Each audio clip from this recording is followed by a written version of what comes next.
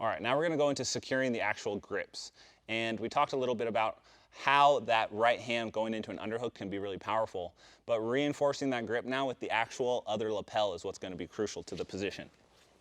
So we have 3 basic setups so far. I believe we went over this already, where if I pass my grip and I have my shin to shin here, there's kind of 3 options that we can use to set up. The initial one is to just fall to my right or to the side that I have the grip and grab my overhand position here, like this. This will allow me to easily start adjusting the position and looking for underhooks with my right arm, all right? The next option was when we're here and my opponent starts to knee cut into me. Knee cutting like this can be a problem. We talked about how this can be an issue here. However, it is not impossible to pass this grip to your other hand from a knee cut here, which is what I'm looking for. If I can get this grip here into the knee, redirecting the knee pressure this way, it makes it much more difficult for him to drive into me and continue passing. And I have a huge advantage to the underhook battle, because anytime he tries to underhook me here, I can easily bring my arm underneath and start underhooking to the other side. Now, the underhooks that I'm looking for is not just an around the back grip. I need to get the lapel. It's very important. So I actually do like some itsy bitsy spider moves with my fingers to secure this grip.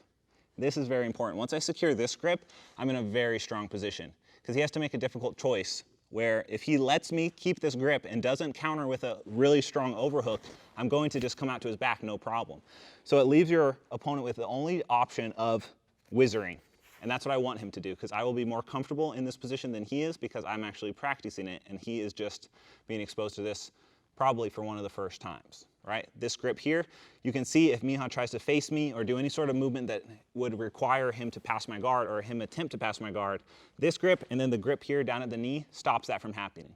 And if at any point he frees his leg from the position here, this is not the end of the world, because it is not a secure guard pass, because there's nothing controlling my hips. Let's rotate like 90 degrees this way.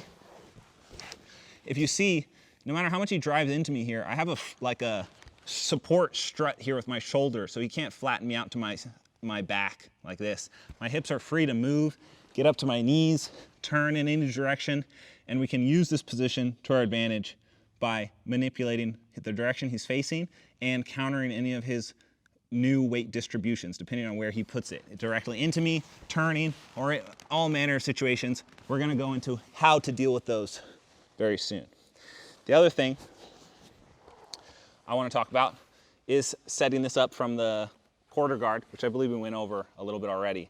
But when I'm here and I have this initial grip, he most likely is going to knee cut to this side.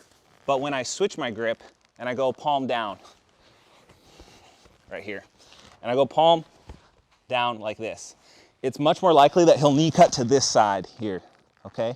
And this isn't the end of the world, because like I talked about before, if he underhooks with this arm like this, it's actually very easy for me to just bring my knees a little higher to my chest, rotate them, and then bring this hand underneath. Even if he keeps the underhook secure and starts putting pressure, as long as I can turn to this side, I'm going to have an opportunity to underhook with this hand now, because I can just tuck my elbow, reach around the back, and secure my grip on the lapel here. And this is where we start entering Proto-Guard territory, is once I secure these 2 grips, because it almost guarantees an inability for him to pass my guard, no matter how deep he gets into the position. Because even if he commits too much, his balance can be off in quite a number of directions due to the extreme underhook power of the lapel.